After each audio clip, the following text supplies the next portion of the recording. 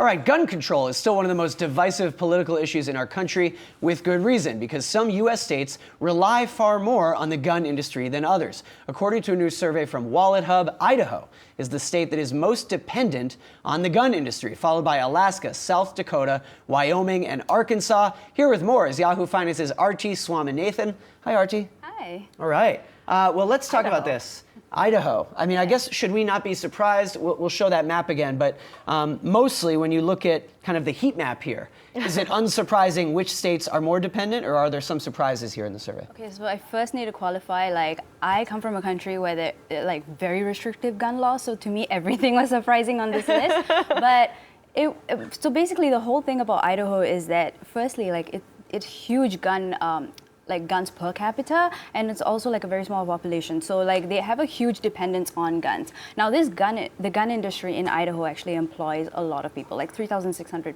people, and they pay wages, they pay taxes. So the entire premise of this is that the firearms industry is contributing hugely to the economic development in Idaho. So I mean, one of the other things is that the states which actually rank very low are basically very restrictive to guns. So it's not a straight, this is why. There are a few factors that play into this, and New York, New Jersey are all the way at the bottom of the list, which are the most, restrictive gun policies, right? New Jersey, for example, is planning to introduce more fees on gun permits, for example. So it's understandable why they would have, less of an impact on the state.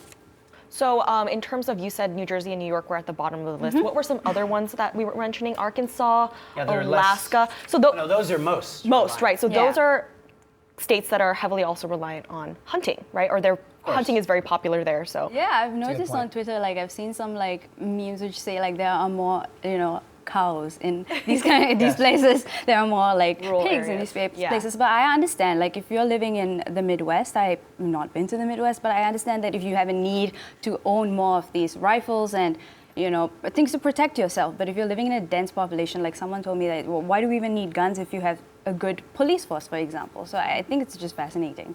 Now, it isn't necessarily the case, I'm sure maybe mostly it is, but if we show that map again, you might assume that the states most reliant are all red states politically. And there are some exceptions there if we break it down. That wasn't always the case, although it is often the case. It's basically states where people go hunting, for fun, right? I mean, these are states, as Aarthi noted, that not only have low populations, but extremely large land masses. I mean, you could kind of eyeball it, how many times New Jersey fits into Wyoming. You go to Wyoming, if you've been to Wyoming, which is a beautiful part of the country, there is a lot of land, and on some of that land, you are allowed to hunt. I just wanted to mention, in Idaho in particular, after the recession in 2008, they actually promoted the fact that they are gun friendly, they are business friendly, so they actually invited investment from the firearms industry. So some of these states think that this is an avenue for them to increase their revenue, right? So I completely understand. I mean, being impartial, it does make a lot of money. Firearm sales, yes, it does. Although firearm sales are kind of down, 6%, it is still a huge source of income for these states. Aarthi Swaminathan, thank you so much. Thank you. Good stuff.